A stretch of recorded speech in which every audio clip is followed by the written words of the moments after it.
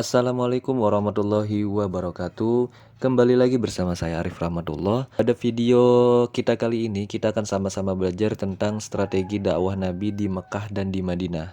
Identitas pembelajarannya yaitu mata pelajarannya pendidikan agama Islam kelas atau semesternya 10 semester ganjil, domainnya sejarah peradaban Islam, judul materinya adalah dakwah Nabi di Mekah dan di Madinah. Dakwah Nabi sendiri terbagi menjadi dua, yaitu di Mekah dan di Madinah. Mekah sendiri Nabi berdakwah selama 13 tahun lamanya, dan di Madinah sendiri Nabi berdakwah selama 10 tahun lamanya. Dan Mekah sendiri terbagi lagi menjadi tiga, yaitu hijrah ke Habsyi, pergi ke Taif, dan perjanjian Aqobah. Nah, untuk yang pertama yaitu hijrah ke Habsyi, pada tahun 615 tanda-tanda konkret bahwa Nabi Muhammad akan menjadi pemimpin komunitas baru berdasarkan ajarannya. Bulan ke-7 tahun kelima kenabian, berangkatlah 11 orang laki-laki beserta 4 orang wanita. Kemudian rombongan berikut menyusul hingga jumlahnya yang hijrah ke Habsyi mencapai 70 orang. Di antaranya adalah Utsman bin Affan dan istrinya, Zubair bin Awam, Abdurrahman bin Auf, Ja'far bin Abi Thalib, dan yang lainnya. Mereka melakukan hijrah untuk mengamankan agama yang baru mereka anut, bahkan bersedia melepaskan keluarga dalam rangka membentuk kehidupan bersama di sebuah negeri yang asing. Ikatan keagamaan inilah lebih kuat daripada ikatan darah. Dengan cara demikian, agama baru tersebut mengancam tata kemasyarakatan yang lama sekaligus menggantikan dengan tatanan kemasyarakatan yang baru. Kedatangan orang-orang Islam di Habsyi disambut dengan baik oleh Raja Negus. Bahkan ia memberikan perlindungan dan diizinkan untuk melaksanakan ibadah Islam. Dia juga menolak permintaan suku Quraisy supaya mengembalikan orang-orang mukmin ke Mekah. Yang kedua adalah pergi ke Taif. Tahun ke-10 kenabian dikenal dengan tahun duka bagi Nabi Muhammad SAW. Sebab dua orang yang sangat dicintainya telah meninggal dunia, yaitu Siti Khadijah dan Abu Thalib. Kedua orang ini adalah pembela dan pelindung yang sangat tabah, kuat, dan disegani masyarakat Mekah. Dengan meninggalnya Siti Khadijah dan Abu Thalib, orang-orang kafir Quraisy semakin berani mengganggu dan menyakiti Nabi. Karena penderitaan yang dialami Nabi semakin hebat, semakin kuat, maka ia berencana memperluas wilayah dakwahnya di luar Mekah. Beliau melakukan perjalanan ke Taif bersama atau oleh Zaid bin Haritha. Kepergiannya ke Taif untuk menyebarkan Islam kepada pembesar-pembesar dan kepala-kepala suku di tempat tersebut. Yang ketiga adalah perjanjian Aqobah, di mana perjanjian Aqobah diawali dengan dakwah yang dilakukan Nabi terhadap orang-orang Yathrib yang datang ke Mekah pada musim haji.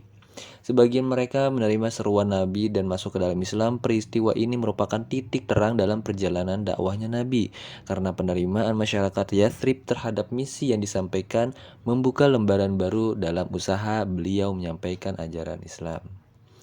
Akhirnya terjadilah perjanjian Aqobah I pada tahun 621, dan setahun kemudian diadakan perjanjian Aqobah II.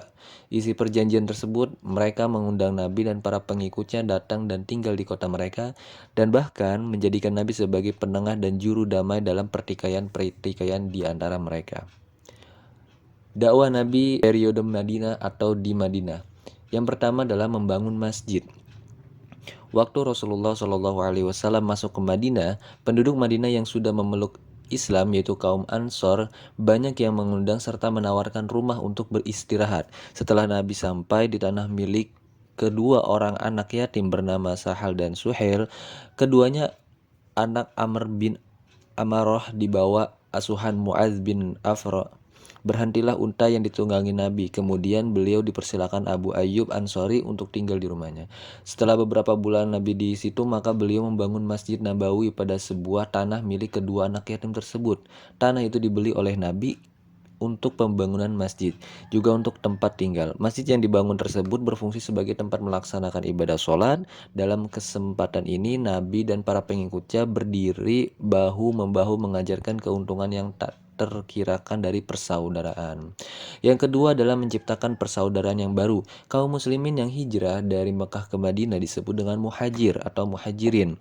Dan kaum muslimin penduduk Madinah yang menempati Madinah yaitu disebut dengan kaum Ansor. Kaum muslimin Mekah yang hijrah ke Madinah banyak yang menderita kemiskinan karena harta benda dan kekayaan mereka ditinggal di Mekah.